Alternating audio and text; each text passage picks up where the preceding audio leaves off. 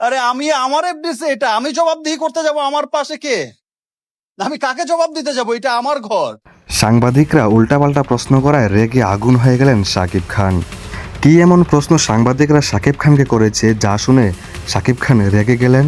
বিস্তারিত জানতে হলে আমার চ্যানেলটি সাবস্ক্রাইব করে রাখুন এবং না টেনে পুরো ভিডিওটি দেখুন। একের পর এক নতুন সিনেমা নিয়ে কাজ করতেছে শাকিব খান। কিভাবে নিজেকে আপডেট করা যায়, কিভাবে ভালো ভালো সিনেমা দর্শকদের উপহার দেওয়া যায়, সেই চেষ্টাটাই করতেছে শাকিব খান। এরই মধ্যে সাংবাদিকদের সামনাসামনি হয়েছে শাকিব খান। প্রথমে সাংবাদিকরা কিছু ভালো ভালো প্রশ্ন করেছে সিনেমা নিয়ে।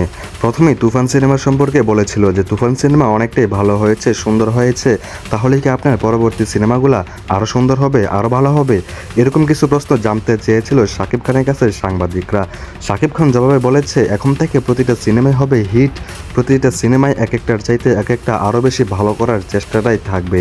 বাংলাদেশের মানুষ যেন সিনেমা হলের দিকে এগিয়ে যায় এবং সিনেমা দেখে মজা পায়, সেই রকমভাবে চেষ্টাটাই করবে শাকিব খান এবং পরিচালক।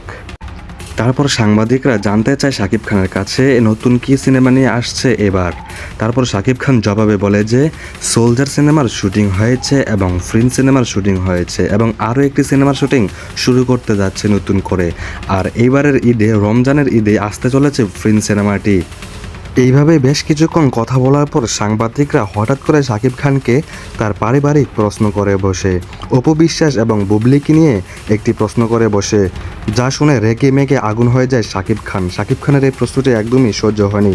প্রশ্নটি ছিল এরকম যে বুবলিকে কি ছেড়ে দিবে শাকিব খান, বা অপু বিশ্বাসকে কি রেখে দিবে, এই টাইপের কিছু প্রশ্ন করেছিল, অথবা তৃতীয় বিয়ে কি করতে যাবে শাকিব খান, এই টাইপের কিছু প্রশ্ন শাকিব খানকে সাংবাদিকরা করে বসে, যা শুনে রেগে মেগে আগুন হয়ে যায় শাকিব খান। তারপর শাকিব খান বলতে থাকে যে আমার ঘরের বিষয় আমার ঘরে, তোমাদেরকে আমি এত কথা কেন বলতে যাব? তোমরা প্রশ্ন করতে এসেছো সিনেমা নিয়ে, সিনেমা নিয়েই প্রশ্ন করো।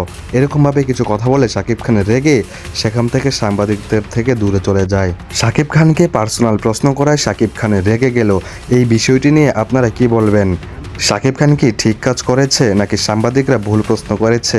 অবশ্যই আপনারা কমেন্ট করে জানিয়ে যাবেন। আজকের ভিডিও এতটুকু পর্যন্তই।